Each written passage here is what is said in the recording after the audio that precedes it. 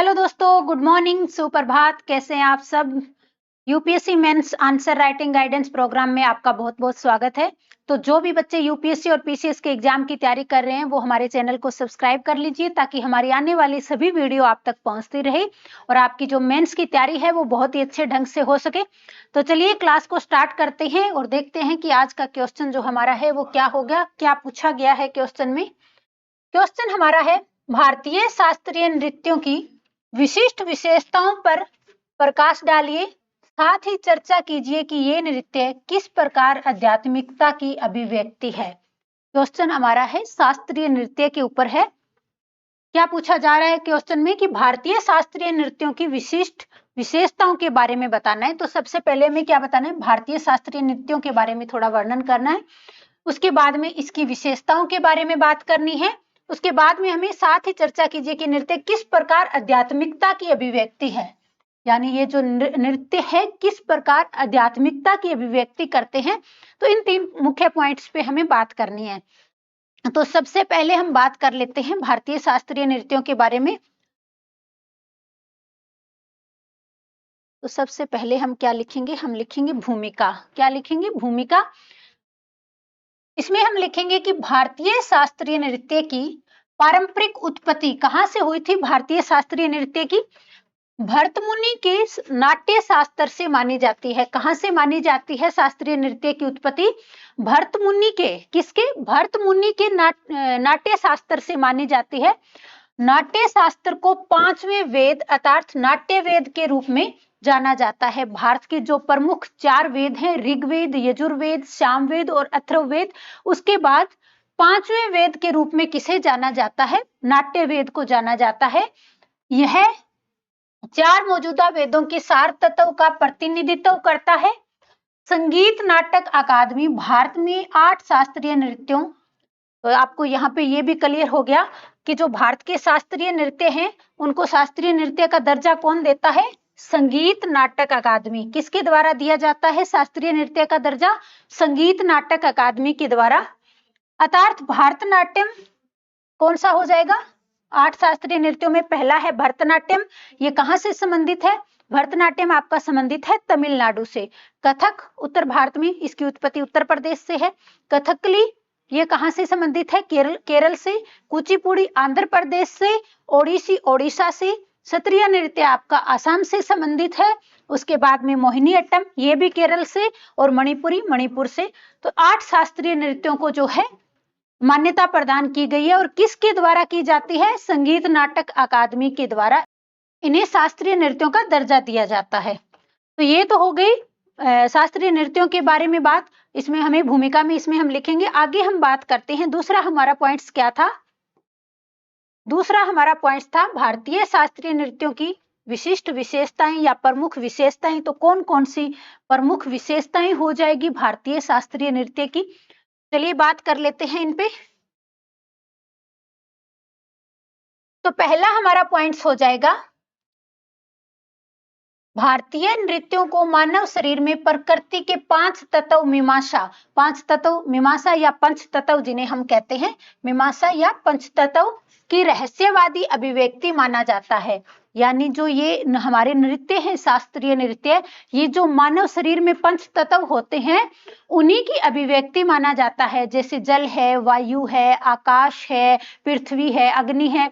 तो ओडिसी को जल तत्व के रूप में, कुचिपुड़ी को पृथ्वी इसका संकेतक है, मोहिनी अट्टम वायु का, भरतनाट्यम अग्नि और कथकली आकाश। भरतनाट्यम भारत का सबसे पुराना नृत्य है। कौन सा? भरतनाट्यम। दूसरे पॉइंट्स में इसकी विशेषता हम लिखेंगे कि सभी नृत्य शैलियों की संरचना 9 रसों या भावनाओं के इर्द गिर्द होती है। कौन से 9 रस हो जाते हैं इनमें? प्रेम, क्रोध, करुणा, घृणा, हास्य और शांति आदि शामिल है। तो इन सभी को इसमें शामिल किया जाता है। किसको? प्रेम को, क्रोध को, करुणा को, घृणा को, हास्य को, शांति को। और इन नृत्यों में इन्हीं को दर्शाया जाता है आंखों के द्वारा या फिर हाथों या पैरों के द्वारा। तीसरा हमारी विशेषता हो जाएगी, भारतीय नृत्य ऋग्वेद के शब्द, यजुर्वेद के अभिनय, अभिनय यानी भाव या मुद्रा, सामवेद के गीत, संगीत और मंत्र, और अथर्ववेद के रस भावनाएं और मनोभाव के इर्द गिर्द को जो है केंद्रित है। कौन सा? भारतीय नृत्य जो है किसके?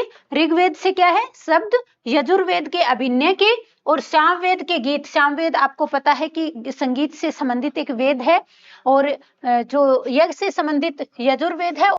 अथर्ववेद है आपका किससे संबंधित है? जैसे टोने टोटके इन चीजों से संबंधित है। कौन सा? अथर्ववेद। तो इनके इर्द गिर्द कौन क्या केंद्रित है? भारतीय नृत्य। भारतीय शास्त्रीय नृत्यों के दो मूल पहलू है। कौन से? तांडव और लास्य। तांडव ओजपूर्ण या मर्दाना, इसका मतलब ये हुआ कि जो तांडव वाला नृत्य है मर्दाना, यानी इसको पुरुषों के द्वारा किया जाता है, और लास्य महिलाओं के द्वारा किए जाने वाले नृत्य। तो ये दो प्रकार के होते हैं, इनके मूल पहलू दो तरह के होते हैं। जो महिलाओं के द्वारा किए जाते हैं वो लास्य यानी सौम्य या कोमल, और तांडव जो रूप होते हैं वो ओजपूर्ण या मर्दाना, जिसे हम कहेंगे पुरुषों के द्वारा किए जाने वाले नृत्य। तो ये तो हो गई इनकी प्रमुख विशेषताएं। अगला हमारा पॉइंट था जिसमें हमें बताना था कि भारतीय शास्त्रीय नृत्यों से आध्यात्मिकता की अभिव्यक्ति कैसे होती है। तो चलिए अब इसको भी देख लेते हैं। तो सबसे पहले पॉइंट्स में हम लिखेंगे भारतीय नृत्यों से आध्यात्मिकता की अभिव्यक्ति। इसमें सबसे पहला हो जाएगा नृत्य की दिव्य उत्पत्ति। नृत्य की दिव्य उत्पत्ति, इसमें ऐसा माना जाता है कि सृष्टि के रचयिता ब्रह्मा जी ने सत्य का आनंद लेने के लिए किसकी रचना की थी? नृत्य की रचना की थी। और इसके लिए उन्होंने भरत को नृत्य का प्रथम पाठ पढ़ाया था, और भरत ने ही भगवान शिव के सामने नृत्यों के अलग अलग रूपों की पेशकश की थी। अगला हमारा पॉइंट है ब्रह्मांडीय आध्यात्मिकता। कौन सा पॉइंट हो जाएगा? ब्रह्मांडीय आध्यात्मिकता। इसका ब्रह्मांडीय नृत्य का अर्थ हो जाएगा कि भगवान शिव विश्व में संतुलन बनाए रखने के लिए ब्रह्मांडीय नृत्य करते हैं। भगवान शिव को नटराज के रूप में देखा जाता है, और नटराज का क्या अर्थ होता है? नृत्यों का राजा। तीसरा हमारा पॉइंट है धार्मिक अनुसंधानों के साथ विकसित होना। तो भारत के जो प्रमुख नृत्य हैं इनकी उत्पत्ति जो है धार्मिक अनुसंधानों के साथ मानी जाती है। जैसे कुचिपुड़ी है, भरतनाट्यम है, इन नृत्यों की उत्पत्ति किससे मानी जाती है? धार्मिक अनुसंधानों के साथ। धार्मिक अनुसंधानों में जो नृत्यक होते थे वो नृत्य जब करते थे तो इसमें इसके द्वारा वो कहानियों का जो है प्रदर्शन करते थे। चौथा हमारा पॉइंट हो जाएगा ब्रह्मांड के साथ इस विश्व का संयोग। चौथा हमारा पॉइंट क्या हो जाएगा? ब्रह्मांड के साथ इस विश्व का संयोग, यानी इसमें हम पूर्ववर्ती देवदासी परंपरा को भी ले लेते हैं, जिसमें नर्तकी जो है अपने शरीर को किस रूप में देखती है? मंदिर के रूप में, और नृत्य को भेंट के रूप में भेंट के रूप में प्रस्तुत करती है। तो ये तो हो जाएगी कि शास्त्रीय नृत्यों से आध्यात्मिकता की अभिव्यक्ति कैसे होती है। उसके बाद में हम लिखेंगे इसका निष्कर्ष। के बाद में लास्ट में हम इसका निष्कर्ष लिखेंगे। निष्कर्ष में हम लिखेंगे भारतीय शास्त्रीय नृत्य भारत की एक अनूठी सांस्कृतिक विरासत है, जिसमें सुरक्षित रूप से आनंद और आध्यात्मिकता के मिश्रण के रूप में अद्वितीय माना जाता है। यानी इसमें आध्यात्मिकता और आनंद दोनों का ही मिश्रण है। इन नृत्यों से आनंद की भी प्राप्ति होती है और आध्यात्मिकता की भी। समय के साथ ये नृत्य विभिन्न कारकों से प्रभावित हुए हैं। इन नृत्य रूपों को वैश्विक मान्यता प्राप्त हुई है, और आज यह कई देशों में लोकप्रिय है, क्योंकि भारत की शास्त्रीय नृत्य बहुत सारे देशों में लोकप्रिय है। भारत की सांस्कृतिक विरासत को जीवित रखने और विश्व स्तर पर सांस्कृतिक विविधता और समझ को बढ़ावा देने के लिए इन नृत्य रूपों का संरक्षण और प्रचार किया जाना आवश्यक है। यानी इन नृत्यों का संरक्षण और प्रचार किया जाना बहुत ही आवश्यक है, ताकि ये जो नृत्य हैं विलुप्त ना हो, ये आगे से आगे चलते रहें, ताकि विश्व स्तर पर जो है इनकी पहचान बनी रहे और भारत की जो सांस्कृतिक विरासत है वो बची रहे। आज का जो हमारा क्वेश्चन है वो यही कंप्लीट होता है। एक बार फिर से हम इस क्वेश्चन को देख लेते हैं कि पूछा क्या गया है क्वेश्चन में। तो क्वेश्चन हमारा क्या था? क्वेश्चन था भारतीय शास्त्रीय नृत्यों की विशिष्ट विशेषताओं पर प्रकाश डालिए और साथ ही चर्चा कीजिए कि ये नृत्य किस प्रकार आध्यात्मिकता की अभिव्यक्ति है। तो भूमिका में हमने सबसे पहले क्या बताया था शास्त्रीय नृत्यों के बारे में। इसकी उत्पत्ति कहाँ से हुई थी? भरत मुनि के नाट्य शास्त्र से इनकी उत्पत्ति मानी जाती है। नाट्य शास्त्र को 5वें वेद के रूप में माना जाता है। तो 4 वेद कौन से थे? ऋग्वेद, यजुर्वेद, सामवेद और अथर्ववेद। उसके बाद 5वें वेद के रूप में माना जाता है नाट्य वेद को। यह 4 मौजूदा वेदों के सार तत्वों का प्रतिनिधित्व करता है। संगीत नाटक अकादमी के द्वारा 8 शास्त्रीय नृत्यों कौन कौन से हो जाएंगे? भरतनाट्यम हो जाएगा, कथक हो जाएगा, कथकली, कुचिपुड़ी, ओडिसी, शास्त्रीय, सत्रिया और मोहिनीअट्टम और मणिपुरी। तो ये 8 शास्त्रीय नृत्य हैं जिन्हें शास्त्रीय नृत्यों का दर्जा दिया गया है भारतीय संगीत नाटक अकादमी के द्वारा। उसके बाद में हमें लिखना है भारतीय शास्त्रीय नृत्यों की विशिष्ट विशेषताओं के बारे में। तो ये प्रमुख विशेषताओं का वर्णन करेंगे और उसके बाद में किस प्रकार से शास्त्रीय नृत्यों से आध्यात्मिकता की अभिव्यक्ति होती है और लास्ट में हम लिखेंगे इसका निष्कर्ष।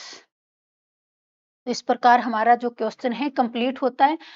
क्वेश्चन देखने के बाद एक बार क्वेश्चन आपको खुद से जरूर लिखना है, क्योंकि जब तक आप खुद से इसका आंसर नहीं लिखेंगे आपका क्वेश्चन जो है आपको समझ में आने वाला नहीं है, आपकी प्रैक्टिस होने वाली नहीं है। तो जब तक आप खुद नहीं लिखेंगे आपका जो है मेंस के आंसर राइटिंग बहुत अच्छे से नहीं होगी। तो जो भी बच्चे यूपीएससी और पीसीएस की तैयारी कर रहे हैं वो डेली मेंस के आंसर राइटिंग जरूर करें, ताकि उनकी आगे की तैयारी और भी बेहतर ढंग से हो सके।